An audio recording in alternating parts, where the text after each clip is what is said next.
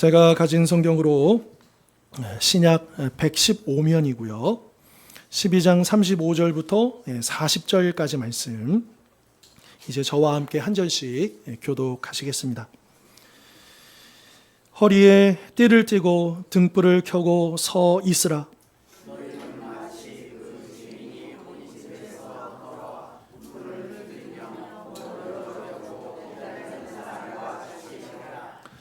주인이 와서 깨어있는 것을 보면 그 종들은 복이 있으리로다. 내가 진실로 너희에게 이르노니 주인이 띠를 띠고 그 종들을 자리에 앉히고 나와 수종들리라.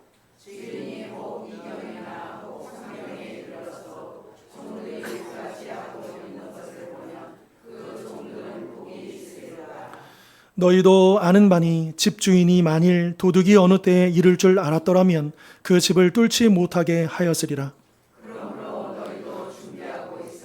생각하지 않은 때에 인자가 오리라. 아멘. 한번 상상해 보면 좋겠습니다. 아주 칠흑 같은 어두운 밤입니다. 그런 밤에 또 많은 사람들이 다 잠들어 있죠. 그 중에 지난 밤에도 그랬을 거예요. 전국에 지금 저쪽에 이제 북한과 마주하고 있는 그 철책선에도 우리는 홀걸 잘 때에 누군가는 깨어서 그 초소를 지키고 있죠. 자, 어두운 캄캄한 그곳에 심지어 육안으로는 볼 수가 없으니까 이제 그 투시경까지 해가지고 샅샅이 계속해서 깨어서 그것을 지켜봅니다. 그 새벽에 그 보초를 서는 일이 얼마나 고된 일인지 모릅니다. 저도 군 생활하면서 제일 힘들었던 것 중에 하나가 그거예요. 매일매일 하루도 안 쉬고 매일매일 그 야간 근무를 서는 게 너무너무 힘든 거예요. 특별히 이등병 때는 너무 힘든 거예요. 슬프고 외롭고 내가 여기 와서 뭐 하고 있나 그런 생각도 들고요. 그런 이제 보초를 서고 있다라고 하는 것 한번 생각해 보시면, 여러분 어떤 상황이 발생할지 모르거든요. 그러니까 잠들 수가 없는 거예요. 그런데 너무 하루 종일 피곤하고 힘드니까 어때요? 잠이 쏟아지죠. 그러니까 막 잠을 쫓아내려고 뭐 꼬집기도 하고 뭘도 하고 아무튼 안 자려고 하는데 너무 졸리고 힘든 겁니다. 그런데 이런 경우가 있어요. 부대에서 평상시에는 그냥 뭐 그렇게 돌아가다가 이제 그날 특별한 지시가 내려옵니다. 오늘 제가 있었던 부대는 이제 여단급이어가지고 원스타가 최고 지휘관이에요. 그러니까 리더가 이제 원스타 장군인데 평상시에는 그냥 뭐 대대장급이나 연대장급이 와서 이렇게 하는데 이단은 원스타가 오신다는 거예요. 원스타가 장군이 오신다는 거예요. 근데 중요한 거는 언제 오는지는 안 알려줘요. 몇 시에 오는지는 안 알려줍니다. 근데 확실한 건 그날 온다는 거예요.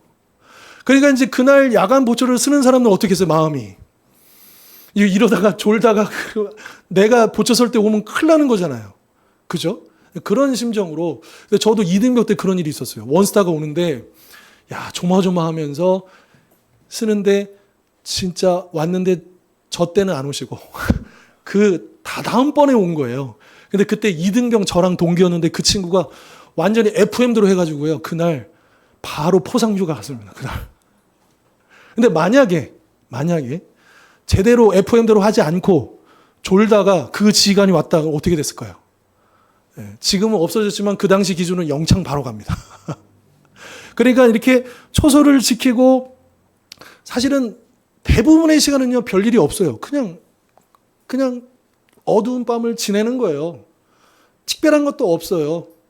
또 뭐 이래 탄약고 같은데 거기 가서 보초를 서면요 더 산속에 들어가서 아무도 안 와요. 그러니까 거기 참 이렇게 졸기 참 좋거든요. 이등병들은 못 조는데 병장들은요 아예 헬멧을 벗어가지고 거기 깔고 앉아서 너 잘 지켜 하고 자기는 자요. 두 명이서 보초를 서니까 그런 이제 일상이지만, 그런데 비상이 걸리고 지휘관이 온다 그러면 태도가 완전히 달라지거든요. 언제 올 줄 모르니까 늘 긴장 가운데 있을 수밖에 없다라고 하는 것이죠. 자, 그런데 이러한 보초병의 모습이 오늘 방금 우리가 읽었던 이 말씀과 연관이 있다라고 하는 겁니다. 왜냐? 여러분, 우리는 그리스도의 군사이기 때문입니다. 그럼 우리는 이 땅에 그냥 천국을 바라보면서 이제 천국 가야지 막연하게 기다리는 사람들이 아니고 이 땅에서 날마다 영적인 싸움을 싸워내는 그리스도의 군사들인 것이죠. 그리고 그래서 우리가 날마다 깨어서 이 영적인 보초병으로, 영적인 파수꾼으로 우리가 이 시대를 살고 있다라고 하는 것입니다. 그리고 오늘 본문에서도, 그리고 성경은 곳곳에서 계속해서 우리가 강조하시는데, 우리 대장 되신 예수 그리스도께서 오신다라고 하는 겁니다. 물론 몇 날 몇 시에 오신다는 안 알려주셨습니다. 그 때와 시기는 누구만 알고 계시죠? 네, 아버지 하나님만. 근데 확실한 것은 오신다 안 오신다? 오신다라고 하는 거예요. 우리의 총지휘관이신, 우리의 대장 되신 예수 그리스도께서 오시는 그때 과연 우리는 어떤 모습으로 주님을 맞이할 것인가? 충성스럽게 깨어있다 칭찬받는 그 파수꾼의 모습으로 주님을 영접할 것인가? 아니면 졸다가 책망받는 그런 모습으로 주님을 영접할 것인가? 라고 하는 것이죠. 많은 사람들이 주님 그 재림, 종말 이런 단어를 들으면 왠지 모를 두려움, 부담감을 느낍니다. 일상의 삶을 다 팽개치고 오직 기도와 묵상에만 전념해야 할 것 같은 막연한 생각에 사로잡히기도 하죠. 그래서 이단은 이런 걸 노리잖아요. 그래서 그 이단들은 언제 온다, 언제 온다. 지금 우리가 알만한 이단들은요, 다 그 교주들이 언제 온다라고 얘기를 했었어요. 근데 다 실패로 지나갔죠. 그러면서 사람들을 두렵게 만들고, 야, 이제 예수님 오시는데, 이제 재림하시는데, 아유, 공부해서 뭐해? 지금 일해서 뭐해?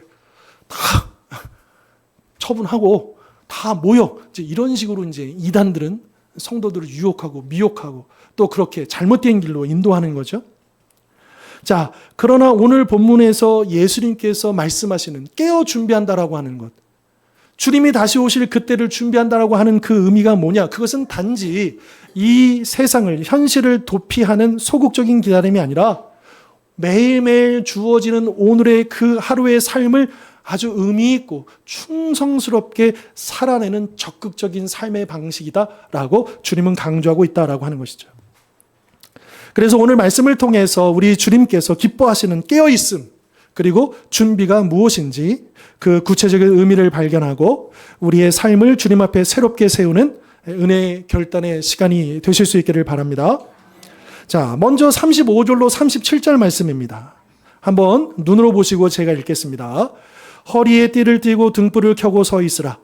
너희는 마치 그 주인이 혼인집에 돌아와 문을 두드리면 곧 열어주려고 기다리는 사람과 같이 되라.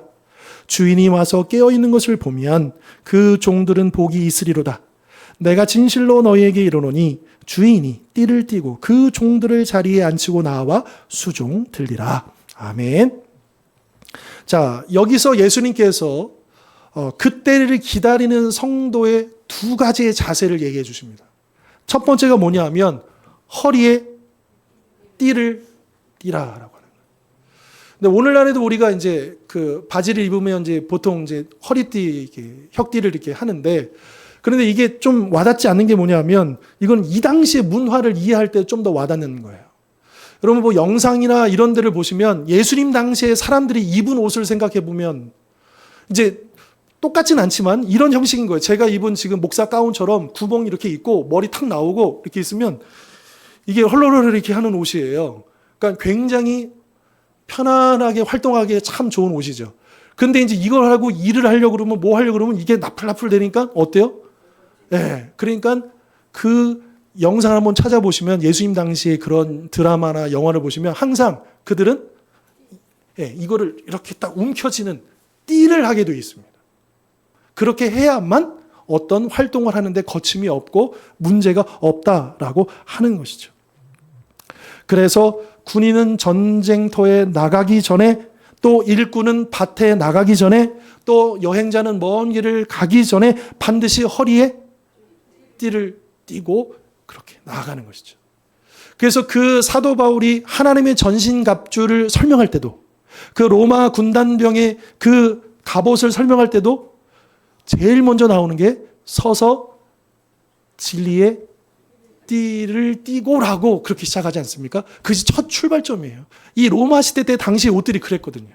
그래서 무언가를 시작하고 무언가를 준비하고 이제 언제 어떤 상황에 반응하기 위해서는 항상 띠를 딱 메고 허리를 동이고 그렇게 준비하고 언제라도 어떤 상황이라도 대처하는 준비를 했다라고 하는 것입니다. 자, 그러면 이것이 영적으로 우리에게 어떤 의미가 있겠는가? 야, 그러면 다 허리띠를 다 무조건 이렇게 동여매고 살라는 그런 의미일까요? 오늘날은 그럴 필요가 없잖아요. 그런 의미가 아니죠. 그러면 이것이 예수님께서 뭘 말씀하고자 하셨던 것일까? 그것은 바로 뭐냐면 이 세상의 쾌락 혹은 또 이 세상의 걱정과 염려라고 하는 그 헐렁한 옷에 우리의 마음을 빼앗기지 않도록 하나님의 말씀과 기도로 우리의 영혼의 옷을 단단히 붙들어 매라 라고 하는 뜻인 것이죠. 언제든지 주님께서 가라 하시면 가고 멈추라 하면 멈출 수 있도록 이 세상의 유혹과 죄의 습관으로부터 벗어날 수 있도록 영적인 민첩성 그리고 순종할 수 있는 그 몸과 마음의 자세와 태도를 갖추고 있어라 라고 하는 것입니다. 자, 그 다음 두 번째로는요, 허리에 이게 띠를 띄었다면 두 번째 종으로서 기다리는 종으로서 해야 할 일이 있습니다. 그게 뭐냐? 서 있는 건데 뭘 켜놓고 서 있습니까? 등불을 켜놓고 서 있으라는 거예요. 여러분, 깜깜한 밤에 이 등불은 이제 주인이 언제 올지 모르니까요. 그 불을 켜놓고 있어야 되잖아요. 그리고 또 불을 켜놓고 있다는 것은 이 종이 아직 잠들지 않았다는 증거도 되는 것이죠. 자, 그런데 이 등불, 우리 옛날에 혹시 호롱불 뭐 이런 거 써보신 분 계시면 아실 텐데 이 불이 계속해서 타오르기 위해서 필요한 조건 두 가지가 있습니다. 하나는 뭐냐면, 맞아요. 그러니까 기름이 떨어지면 돼요, 안 돼요? 안 됩니다. 꺼져버려요, 불이. 그리고 기름이 있어도요, 요 심지가 어때? 불이 계속 타니까 이게 끓음이 생기잖아요. 그러니까 어떻게 이 불꽃을 관리를 해줘야 돼요. 계속해서 잘 타오를 수 있도록. 자, 기름이 필요하고 그리고 그 불꽃 관리가 필요하다라고 하는 것이죠. 자, 성경에서 종종 기름은 무엇을 상징하죠? 누구를 상징하죠? 기름 부으심 하면 성령 하나님을 상징하잖아요. 그러니까 이 기름은 바로 우리가 그러니까 잠들지 않도록 성령 충만한 삶, 그 성령께서 계속 우리를 깨워주시는 그 공급하심이 필요하다라고 하는 그런 의미인 것이고요. 그리고 그 등불이 계속 타오르기 위해서 불꽃 관리를 해야 된다고 했는데 그 심지가 타들어가지 않도록, 그름이 생기지 않도록 이제 우리의 삶 속에서도 어때요? 우리가 계속 타오르지 않도록 끊임없이 날마다 우리의 죄악이 쌓이고 우리가 넘어지고 계속 그런 일들이 벌어지지 않습니까? 그렇기 때문에 우리는 계속해서 죄를 회개하고 거룩함을 유지해야 되는 반복되어지는 지속적인 우리의 삶이 필요하다라고 하는 것입니다. 따라서 등불을 켜서 서 있다라고 하는 것은 성령의 충만함 속에서 진리의 빛을 밝히며 세상의 어둠 속에서 그리스도의 증인으로 살아가는 삶을 의미한다라고 볼 수 있는 것입니다. 그런데 이거는 한 번만 하면 되지 않아요. 그 불은 한 번만 켜놓으면 되지 않아요. 계속해서 관리해줘야 돼요. 계속해서 지켜보아야 됩니다. 그래서 계속해서 기름을 공급해줘야 되고 또 계속해서 그 심지를 잘 세워나갈 수 있는 노력이 필요하다. 영적인 관리가 필요하다라고 하는 것이죠.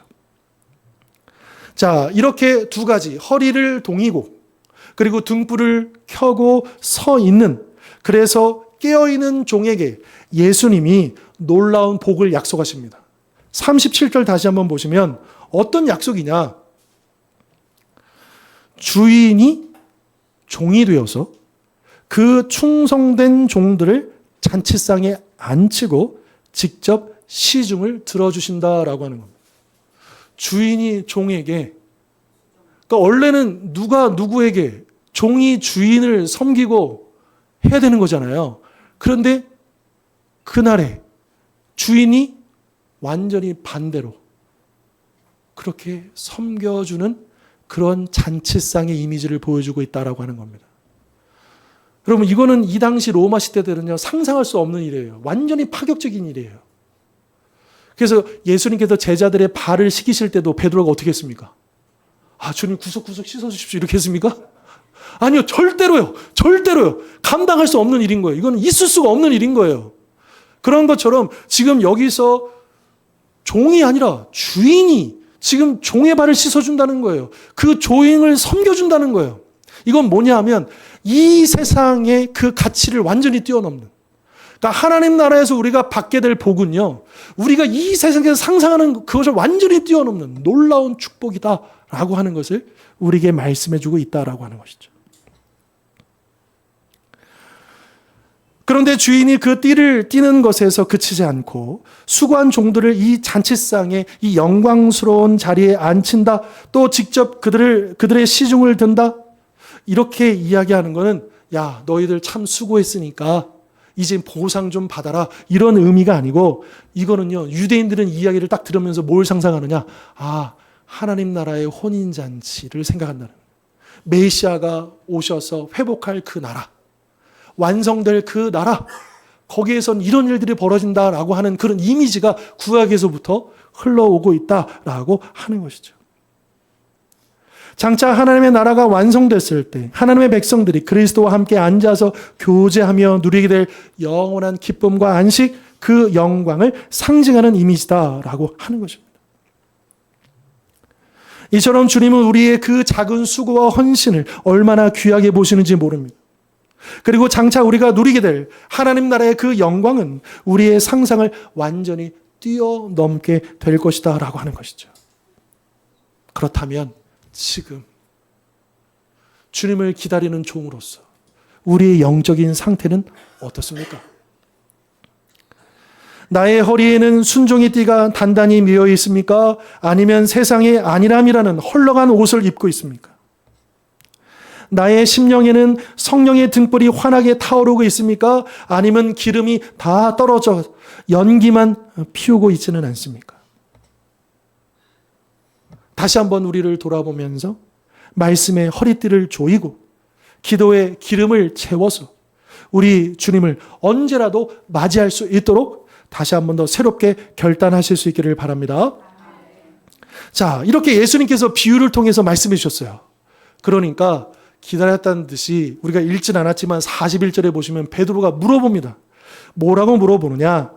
주께서 이 비유를 우리에게, 그러니까 우리 제자들에게 하심이니까 아니면 모든 사람들에게 하심이니까? 여러분 어떻게 생각하셔요? 이 비유는 그 옆에 있었던 제자들에게 주셨던 말씀일까요? 아니면 모든 사람들에게 주셨던 말씀일까요? 네. 사실은 둘 다 맞아요. 네. 모든 사람에게 주신 것도 맞고 특별히 그들 중에서도 더욱더 주님께서 선택하신 그 제자들에게 주신 말씀, 네. 다 맞습니다.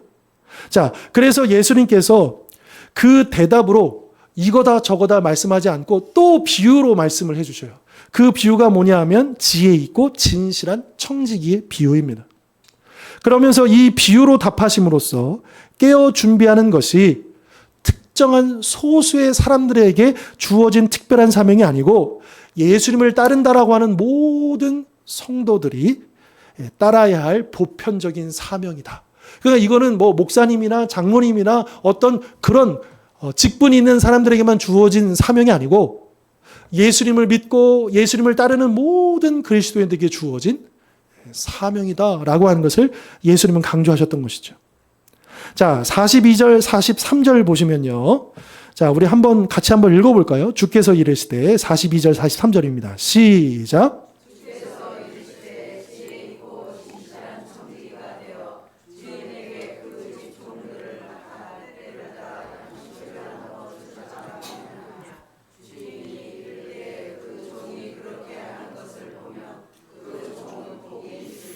아멘.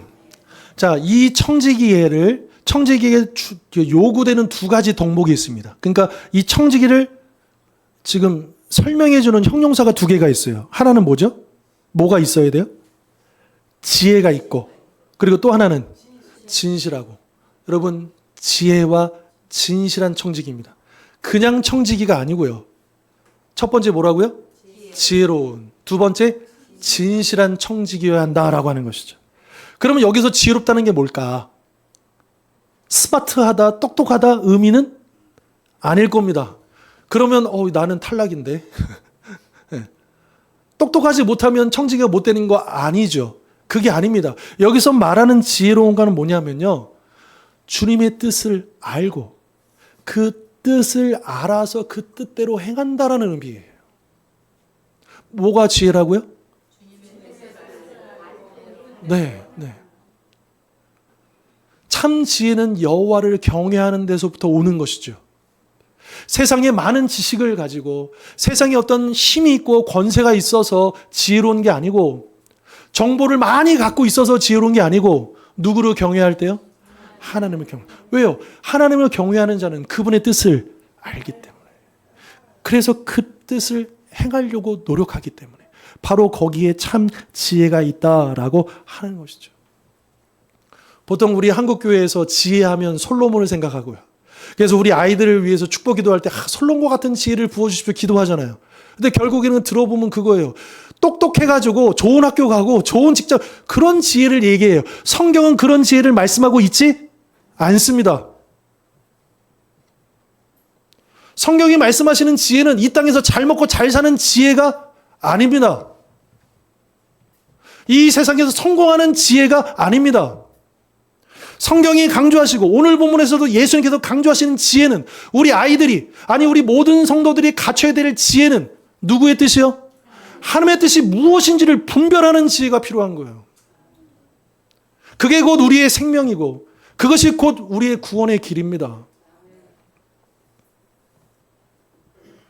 그런데 안타깝게도 한국교회는 그 참다운 지혜를 추구하지 아니하고 믿음이 없는 이 세상 사람과 똑같은 지혜가 마치 그 지혜인 양 착각하면서 그것을 구하는 모습들을 볼 때 참으로 안타까운 것이죠. 자, 그 다음 진실하다. 진실하다라고 하는 것은 믿을만하다, 믿음직스럽다, 신실하다. 누가 보든지 보지 않든지 한결같다. 이거를 뜻하는 단어가 진실한 거예요. 주인이 종에게 어떤 일을 맡겼습니다. 그래서 그것을 완수하는데 여러분 그 결과도 중요하지만 주님이 보시는 건 결과 이전에 뭡니까? 과정인 거예요. 아무리 결과가 좋아도 그 과정이 진실하지 않으면 하나님이 받으십니까? 받으실 수 없습니다. 아무리 많은 헌금을 할지라도 그 재정을 마련하는 데 있어서 진실하지 못했다면 그 재정은 하나님께서 받으실 수가 없는 것이죠. 그렇지 않겠습니까? 그러니까 하나님께서 우리에게 결과, 열매를 요구하시기 전에 더 먼저 요구하시는 건 뭐냐면 그 과정에서 얼마나 진실했는가, 정직했는가, 한결같은 모습으로 그 자리를 지켰는가라고 하는 것입니다. 자, 그러면 이 지혜롭고 진실한 청지기가 구체적으로 해야 될 일이 뭘까요? 오늘 42절에서 예수님께서 뭐라고 하시냐면 지혜 있고 진실한 청지기가 되어서 주인에게 그 집준 종들을 맡아 때를 따라 뭘 나누어주는, 그러니까 이들에게 주어진 미션은 뭐냐면 때를 따라 양식을 나누어주는 거다라고 하는 것입니다. 물론 이것은 밥을 퍼가지고 나눠주다 그런 의미가 아닌 거예요. 여기서 양식이라고 하는 것은 우리가 먹는 그 양식만을 얘기하는 게 아니죠. 물론 그것도 포함될 수는 있지만 그것이 전부가 아니고 나에게 맡겨주신 사람 누가 있습니까? 집에서는 나의 가족들이 있죠. 우리 교회에서는 우리 지체들이 있죠. 또 직장에서는 동료들이 있죠. 세상에서는 우리 이웃들이 있잖아요. 그 사람들이 하나님께서 나에게 맡겨주신 사람들이에요. 바로 그 사람들의 양식, 즉 그들의 필요를 채워주라 라고 하는 의미다라고 하는 것입니다. 남편과 아내는 서로에게 사랑과 격려라는 양식을, 부모는 자녀에게 말씀과 훈계라고 하는 양식을, 자녀는 부모에게 순종과 감사라는 양식을 나누어 주어야 한다라고 하는 것입니다. 직장에서는 동료들에게 정직과 도움이라는 양식을, 교회에서는 성도들 서로에게 위로와 기도라는 영적인 양식을 때를 따라 그들에게 가장 필요한 순간에 공급해 주어야 한다라고 하는 것입니다. 그렇게 주님이 다시 오시는 그날까지 자신의 그 삶의 자리에서 맡겨주신 그 가족들, 지체들, 동료들, 이웃들을 묵묵히 섬기고 돌보는 사람이 뭐가 있다고요? 복이 있다. 복이 있다. 근데 여기서 말하는 복도요, 우리가 잘 생각해야 돼요. 야, 복이 있다. 이제 하나님께서 어마어마한 물질의 복, 건강의 복, 우리는 자꾸만 계속해서 이 세상의 복을 생각하기가 쉽습니다. 물론 그것도 포함이 되죠. 그런데 여기서 이 복은요, 원문에 의하면 이 복의 근원적인 그 의미는 뭐냐? 기쁨입니다. 여러분, 우리가 하나님을 섬길 때, 가족들을 돌볼 때, 우리가 지체들 서로 격려할 때, 우리가 이웃들을 돕고 또 동료들과 함께 어떤 일을 할 때 그것 자체가 우리에게 기쁨이라고요. 그것 자체가 복이라고요. 여러분, 이미 그 복을 받았다고요. 우리가 하나님을 섬기고 이웃을 섬겨가지고 이제 하나님 주십시오. 그런 복이 아니고 우리가 그렇게 하나님을 섬길 수 있고 우리가 이웃을 섬길 수 있는 그것 자체가 복이라고요. 거기서 주어지는 기쁨이요. 그 기쁨이 우리의 영혼을 살리고 그 기쁨은 우리의 심정을 새롭게 하고 그 기쁨은 우리의 삶을 의미 있게 만들어내는 것입니다.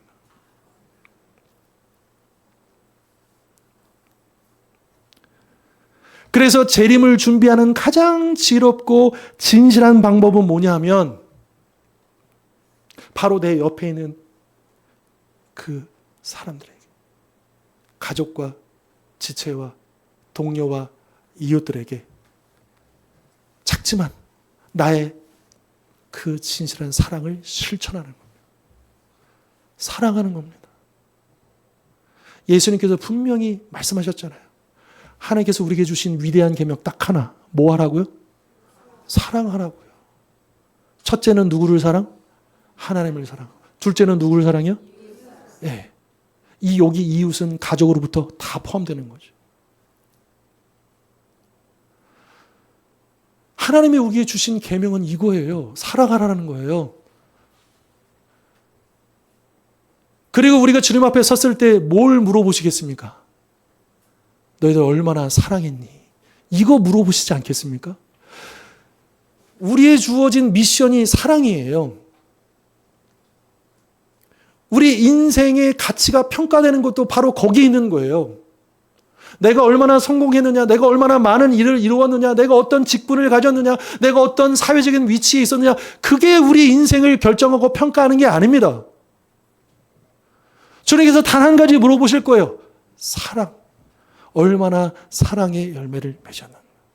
성령의 9가지 열매 중에 첫 번째, 모든 열매를 이끄는 그 첫 번째 열매가 뭐예요? 성령의 9가지 열매 중에 첫 번째가 사랑입니다. 사랑이 모든 걸 다 이야기해 주는 거예요. 이 세상을 보십시오. 이 사회를 보십시오. 돈이 없어서, 뭐가 없어서 그것 때문이 아니고 사랑이 없어서 그렇습니다. 사랑이 없어서 그 가정이 깨어지고, 사랑이 없어서 이 사회 공동체가 흔들리고, 돈이 없는 게 아니고, 시간이 없는 게 아니고, 뭐가 없는 거예요? 사랑이 없는 거예요.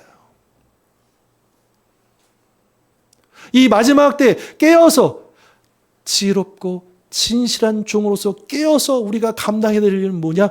사랑이다 라고 하는 것이죠. 근데 여러분, 반대로요. 지혜롭지도 않고 진실하지 않은 어리석고 악한 청지기가 있대요. 45절에 그 사람은 이런 생각을 합니다. 마음에 생각하기를 주인이 더디 오리라. 이런 생각을 가지고 살아간대요. 아직 멀었어.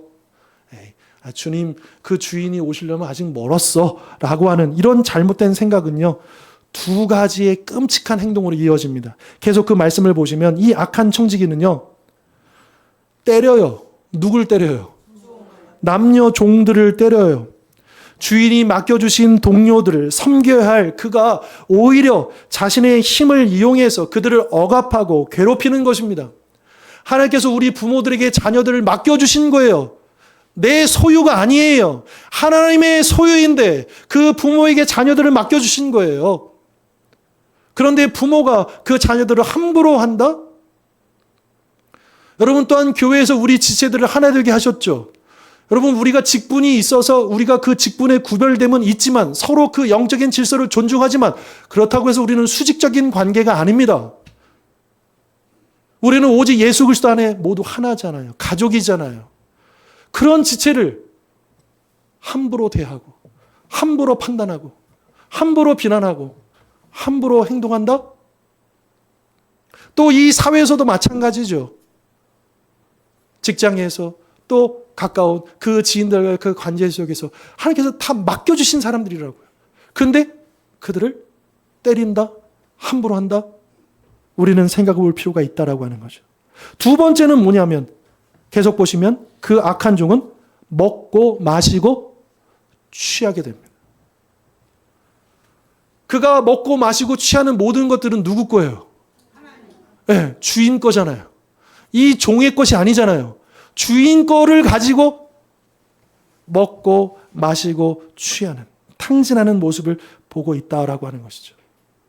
여러분, 우리 지난주에 누가복음 그 앞에 있는 단락의 말씀 나눴잖아요. 어리석은 그 부자. 하나님께서 복을 주셨잖아요. 어마어마한 소출을 주셨잖아요. 그 창고가 감당이 안 되니까 어떻게 해요?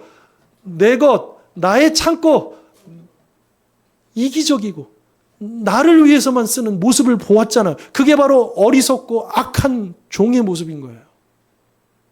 마치 나의 것인 양. 하나님이 나를 지금 지켜보고 계시다는 것을 잊어버린 채 하나님이 주신 시간, 재능, 물질을 오직 나의 욕망을 채우기 위해 낭비하는 모습인 것이죠. 지금 나에게 허락되어진 그 모든 것들 누구 거라고요? 하나님의 거라고요. 내 게 아니라고요. 내 마음대로 쓸 게 아니라고요. 혹시 주인이 더디오리라 라고 하는 이 사탄의 속삭임이 오늘 우리 마음속에 울려 퍼지고 있지는 않습니까? 그 속삭임 때문에 기도하기를 미루고 전도하기를 미루고 용서하기를 미루고 있지는 않습니까? 주님은 46절에서 이렇게 경고하십니다. 생각하지 않은 날, 알지 못하는 시각에 그 종의 주인이 이르러 엄히 때리고 신실하지 아니한 자의 받는 벌에 처하리니. 여러분, 주님의 재림의 때는요, 우리의 예상을 완전히 빗나갈 것입니다. 그날의 심판의 기준은 바로 하루하루의 일상을 어떻게 살았느냐, 얼마나 사랑했느냐, 그것이 될 것입니다. 그래서 깨어 준비하는 삶은 미래의 어떤 특별한 날을 위한 이벤트가 아니라 오늘 바로 지금 이 자리에서 내가 어떤 청지기로 살아가고 있는가, 여기에 대한 문제인 것이죠. 오늘 말씀을 정리해 보겠습니다. 우리는 오늘 말씀을 통해서 깨어 준비하십시오 라고 하는 주님의 엄중한 명령을 들었습니다. 그리고 그 명령에 순종하는 방법은 현실을 외면한 채 신비로운 종말을 기다리는 것이 아니라 오늘 나에게 주어진 삶의 현실 속에서 지롭고 진실한 청지기로 살아가는 것임을 우리는 깨달았습니다. 즉, 허리에 순종의 띠를 띠고 성령의 등불을 밝인 채 우리 주님께서 나에게 맡겨주신 가족과 지체와 이웃과 동료들에게 그 사랑의 양식을 부지런히 나누어 주는 그런 삶, 이것이 바로 우리 주님이 오실 때 칭찬받는 깨어있는 성도의 삶의 모습이다라고 하는 것이죠. 그렇다면 이 말씀을 붙들고 우리가 이번 한 주를 살아갈 때 이렇게 질문해 보십시오. 나의 삶에 거추장스러워서 즉시 순종하는 것을 방해하는 헐렁한 옷은 무엇일까? 그것을 벗어던지고 말씀의 띠로 동요될 부분은 과연 어디인가? 스스로에게 물어보십시오. 또한 이번 한 주를 살아갈 때 하나님께서 나에게 때를 따라 양식을 나누어 주라고 맡기신 사람들은 구체적으로 누구인가? 나는 그 사람에게 무엇을 나누어 줄 것인가? 그것을 고민하고 질문해 보십시오. 마지막으로 아직은 괜찮아. 나중에 하면 좀 여유가 있으면 지금 아니고 바쁘니까 좀 다음에, 이러한 생각, 악한 청지기의 생각이 혹시 나의 신앙생활을 좀먹고 있는 건 아닌가? 나로 하여금 주님과 멀어지게 만드는 것은 아닌가? 그렇게 우리가 이번 한 주간 이 말씀을 붙잡고 살아갈 때 물어봤으면 좋겠습니다. 우리 주인이신 예수님은 반드시 다시 오십니다. 그런데 그날은 도둑같이 우리가 전혀 예상하지 못한 순간에 임하실 것입니다. 그날에 우리가 주님께 보여드릴 것은 우리가 얼마나 대단한 업적을 이루었는가가 아니라 우리가 얼마나 충성스러운 청지기였는가일 것입니다. 그러므로 남들이 알아주지 않아도, 또 때로는 지치고 힘들어도 주인이 돌아와 모든 것을 계산하실 그날을 바라보면서 우리 주님께서 나에게 맡겨주신 그 사명의 자리를 기쁨으로 지키며 묵묵히 충성의 길을 걸어가는 우리 모든 성도님들 되실 수 있기를 주님의 이름으로 축원합니다. 기도하겠습니다.